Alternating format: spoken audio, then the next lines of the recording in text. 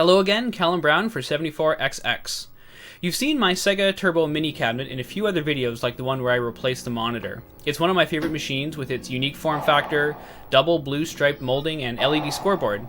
It also has some gauges on the control panel, but I was dismayed to find out that they're just static decorations. While the cockpit version had an instrument panel with LEDs to display speed and engine revolutions. While looking through the manual one day, I noticed that it had both the diagram and the schematic for the LED display board intended for the cockpit model, and they were actually quite simple. It took analog signals from the soundboard and used IR2433 ICs to create LED bar graphs. I knew that I had to implement this in my Mini. In this video, I'll detail the prototyping process all the way up to the printed circuit boards that I had produced.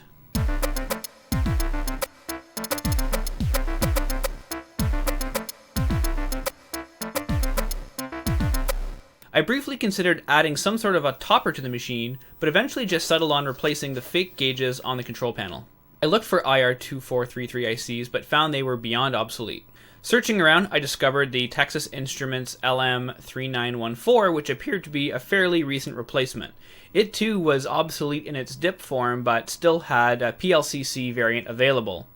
I still wanted to make this easy, so I was able to find some LM3914s on AliExpress. Once they arrived, I assembled the circuit on a breadboard using 2 cascaded chips, as I was pretty sure I wanted to have between 10 and 20 LEDs per gauge. The circuit is reasonably simple, as it's simply a series of comparators that are interfaced with LED drivers. An analog signal comes in, and the chip decides how many LEDs to light.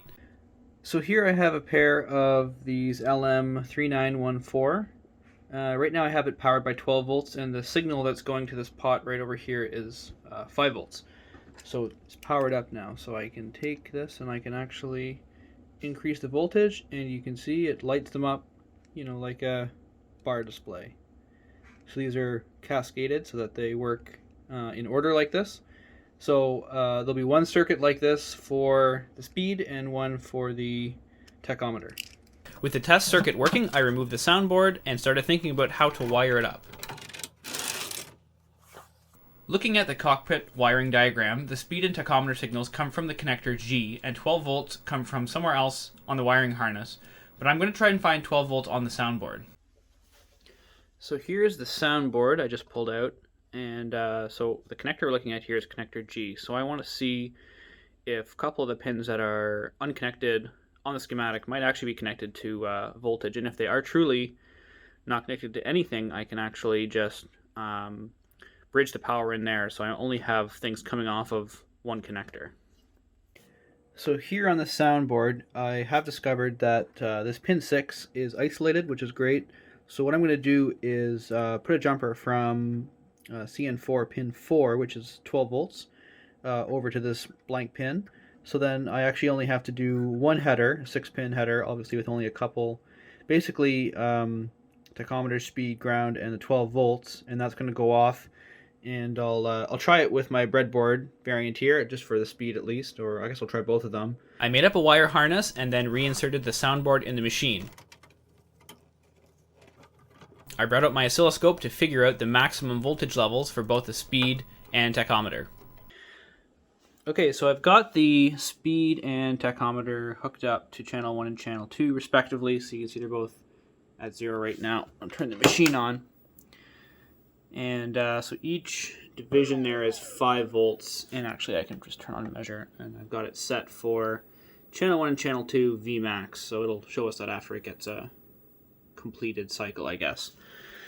So the LEDs actually do work during the demo here, so you can see the speed going up kind of in steps, and the tachometer reading goes up more smoothly. I have verified this in MAME.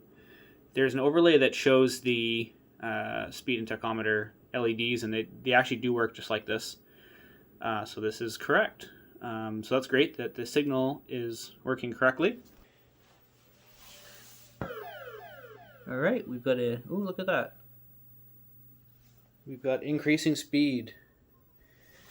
Just like that little stair-step pattern we saw on the oscilloscope. So it looks like it's working pretty well to me. Very cool.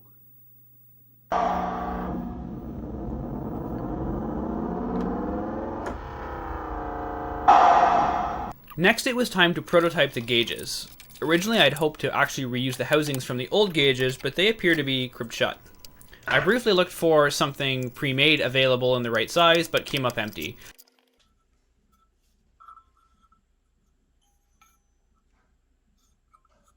So I turned to my 3D printer.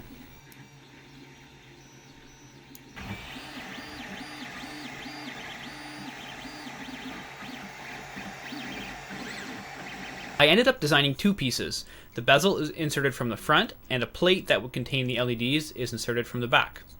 Once printing was complete, I removed all the supports. If you're not familiar with 3D printing, you need supports to avoid printing on air, as the plastic would just sag down without it.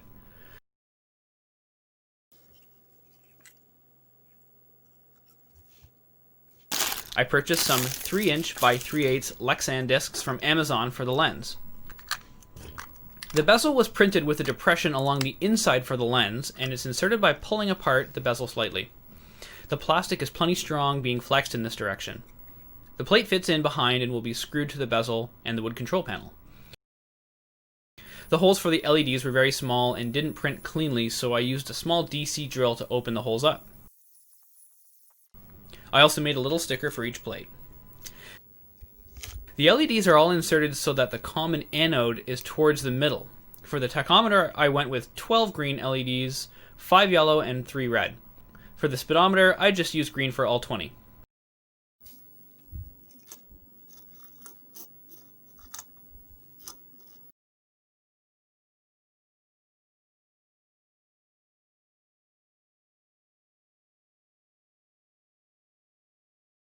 The cathodes were all wired individually to a ribbon cable and terminated to a male header that could be inserted into the breadboard. I also put some aluminum tape on the inside of the bezel, hoping to reflect the instrumentation lighting. Next, I temporarily mounted the two pieces in the control panel without screwing anything in for some testing. It seemed to be working fine, but while trying to adjust the brightness, I kept running into very strange issues. The top LED from the lower bank would turn off, or it would end up in some inverted dot mode. I did eventually calm things down by adding a capacitor to reduce oscillations, as was recommended in the datasheet when the LEDs are far away from the ICs, as with a ribbon cable. With this working, I decided to stop there for prototyping and get some circuit boards actually manufactured. My idea was to make circular PCBs for each of the gauges that would be inserted to the 3D housing similarly to how the lens was inserted, and to have a control board that was connected by ribbon cables to both, mounted on the back of the steering box. I was just about to put in an order for some other PCBs with the same manufacturer, so I rushed this design a little bit, and as you'll see, I'll have to pay for that later. In the meantime, I redesigned the housing, printing it vertically this time to end up with a nicer finish on the bezel. I wanted to make the majority from reflective silver filament to help with illumination, but with a black bezel facing out. These were some of my first ever two-color prints, where you switch out the filament once the printer reaches a certain layer. I had a few false starts, but eventually ended up with a solid design. I also printed a redesigned retainer plate.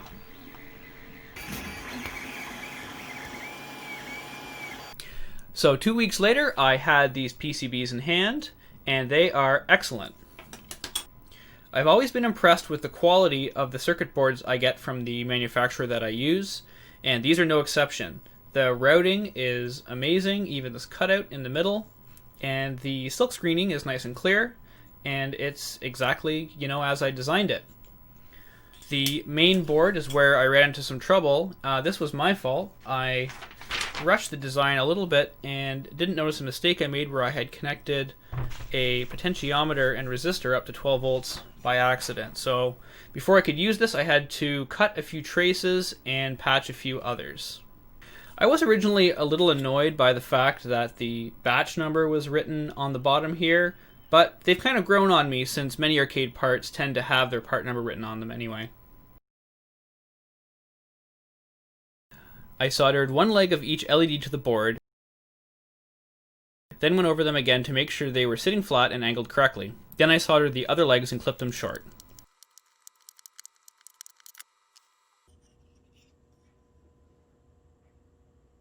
Turning the board around, there's a spot for a ribbon cable connector. I chose to use surface mount connectors so there wouldn't be any holes coming through to the front. Next, I made up 1 foot long ribbon cables. If you've never used IDC or insulation displacement connectors, they work by cutting into the wire with external pressure. I use a vise to assemble mine.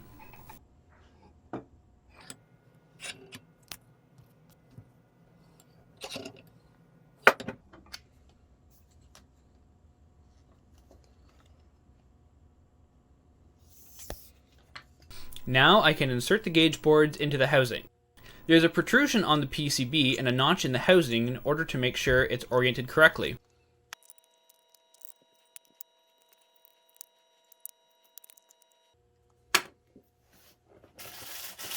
Finally, I can insert the lens and the gauge is complete. I brought the control panel over to my bench and installed both gauges.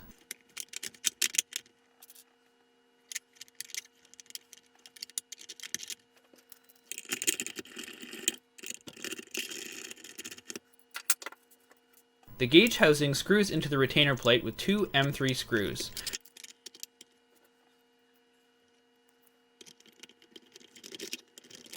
I make sure it's oriented correctly. Then the retainer plate is screwed into the control panel.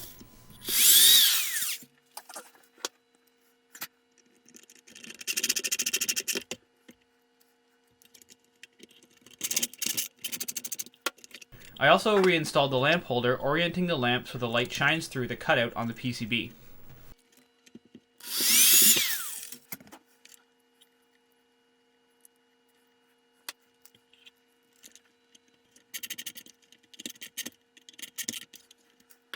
I wanted to keep the instrumentation lighting, but the 194 bulbs that were already in the control panel would simply get too hot, so I replaced them with equivalent LEDs. These may actually get too hot as well and threaten to melt the 3D printed parts, but we'll see.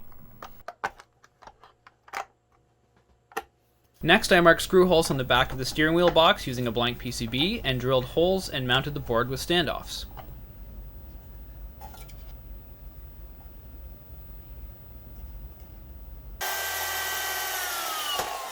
I didn't take any video soldering the control PCB, but I promise it wasn't exciting.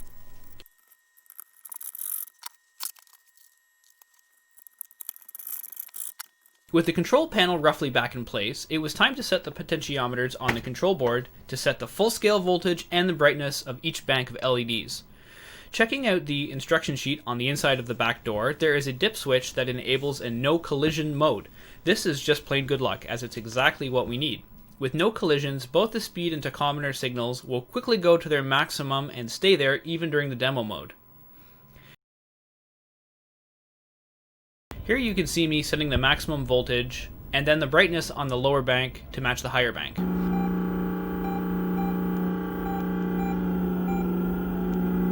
And with that, I secured the control panel and we are done. Overall, I'm quite happy with how this project turned out. I'm not sure the 3D parts would stand up very long in a real arcade environment, but for my basement, it's going to be fine for as long as it's here. The one issue outstanding is that I can't seem to lower the brightness of the high bank of LEDs on each gauge very much. Now, the way I have it set now, I think it's actually comfortable and it's fine, but I don't know why I don't have full control over the brightness. I've done the math and gone over the data sheets many times, and you set the brightness based on a voltage divider with 2 resistors. On my board it's 2 potentiometers that simultaneously set the current that goes to the LEDs and that maximum voltage using the onboard voltage reference. But it's not working the way I think it should. So if I do a second round of circuit boards, I think I'll change the design completely so that it actually attenuates the incoming signals down instead of bringing the reference voltage up, which I think will free up this voltage divider situation and allow me to control the high bank with the same amount of control I have over the low bank. Anyway, that does it for this project. I have plenty more planned for 2021, so I hope to see you again next time.